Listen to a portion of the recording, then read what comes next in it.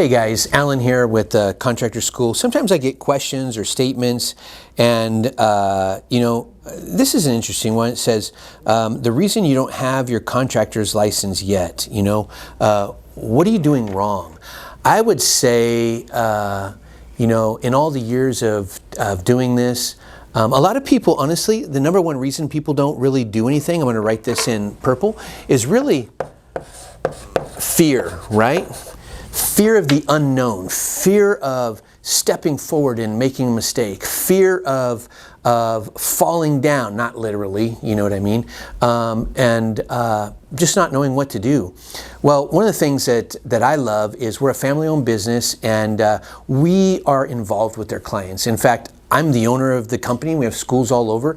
I don't even really know any owners of other schools that get on social media and try to talk with you guys and let you know we're here. I do it because I genuinely love people. I want to get to know you. I want you to know me. You come in and people are like, "Oh wow, it's Alan right there." Yeah, you call the phone. Guess what? A lot of times I'm going to answer. You're going to see a phone number on our thing, and a lot of times I'm the one answering. I want to get to know you guys. And so I know that fear is real in a lot of people's lives, and it keeps them from their future. And I don't want that to happen with you. I want you to see that there's someone in your corner, that there's someone standing with you. I know this sounds a little bit weird. I'm just going to be me. I'm going to be real. I'm not going to try to sell you on anything. I don't care so much about that. But we probably have one of the only schools that I come here in the mornings most days, and I pray for all my clients. I pray for all my contractors, and I want the best for them. Even the ones that have graduated, that they would thrive, that they would do well, that they would make great money. And our staff does that, together during our board meetings and things like that, because we're family owned. And so we want to help you with fear. Being that I'm in my 50s, I have faced a lot of different times of fear, and the only time I've really been able to move forward is when I overcame that. So that's one. The second thing I would say, if what you're doing is wrong, it's not getting past your fear. The second one, though, is I'm going to say failure to launch, right? Not to be confused with the movie, okay? Okay, so failure to launch. Sorry for my crazy handwriting, but that's it. Really, the first step to making this happen, it's the first step. It's coming in to see us. It's coming to our school and seeing what we have to offer, seeing that we're different, because, we're not trying to be like where we just get you in there, you're just a clog in the wheel, and we spit you out, right? So that's very important. So the other reasons why, really a lot of it is, 3, money, okay? Money. What's this going to cost me? How am I going to get that money? Yes, we have buildings to pay like everybody else. We have staff to pay, we can't do things for free. We have to be able to make a living as well, and, all that kind of stuff. You know all that kind of stuff. That's reasonable. But really, I think it also stems from fear, because they think, if I invest all of this money into this, and what if it doesn't work? But what if it does? What if you could live your dream, owning your own business, running your own crew, making great money, and setting the course of your destiny? I remember when I had been working for the man, corporations and stuff like that. I was an educator, so I worked in all kinds of fields, right? Even a vice president of a software company for a while. And I remember my wife saying, because there was an economic downturn, she said, "Honey, my family are entrepreneurs. Why don't you just start your own business?" And I was like, I don't know how to start a business and do all that kind of stuff, And she's like, no, you can do it. And so that was when I started my own construction company, and that thing just, it went awesome. Then I was remodeling stuff all over California, from hotels, residential, federal, state, Indian reservation, anything and everything, right?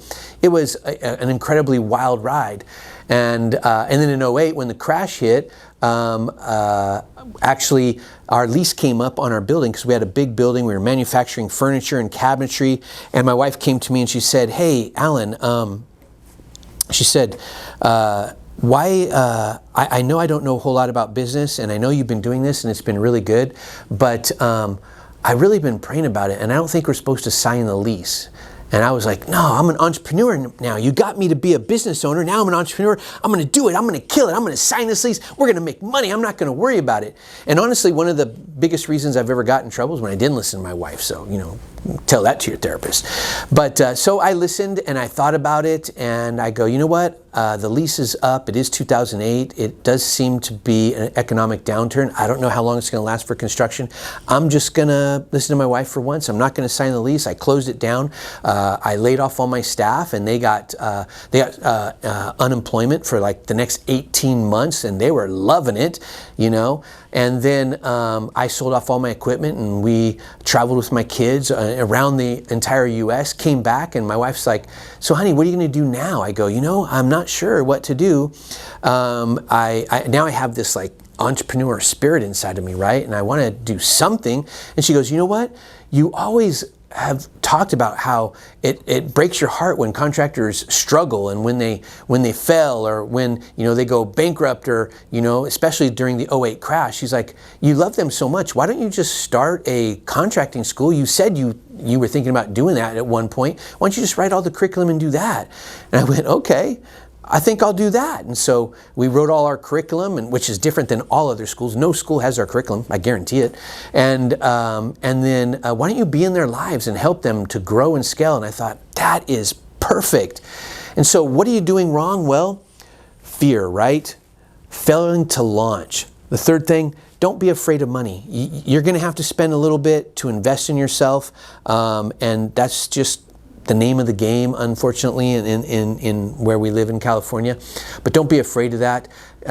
That's what I see the most. So let me see, is there anything else that I'm forgetting or missing when it comes to why contractors don't have their license yet?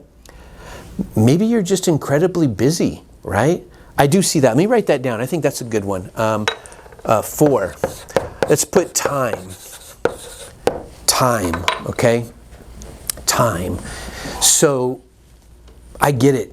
Everybody, every single day wakes up, from the billionaire to the person who's struggling just to put food on the table. They all battle with time. We all have the exact same 24 hours a day, So how did I fix that problem? Because I'm always thinking, how can I help my contractors? Like practically every day. That's my thought, right? And one of them was, well, we can develop the curriculum in such a way so if they study, we're going to do the hard stuff, right? We're going to help you with the application. We're going to help you make sure you collect all your data. We know how to do that part. So we're going to make that as easy as we possibly can for you. Obviously, you have to collect some stuff. And we're going to work with you through the process. That's why we hold our classes at night, so that people can work all day because you still have to sustain yourself. You come into nighttime class and, you get to hang out. We can have a cup of coffee together, talk a little bit, shoot the breeze before class. And then after class, if you want to hang out, I've even had guys, because the only thing open that late at night, because usually our class gets over at about 8:39, and sometimes they'll hang out and talk a little bit, and the only thing open sometimes around 10:30 is In-N-Out. So we go to In-N-Out and we just hang out. Let's make life fun. Let's make it actually exciting. Why go to a school that's just going to get you in, spit you out, and you're done with them, and they don't give a rat's ass about you? That's not who I want to be.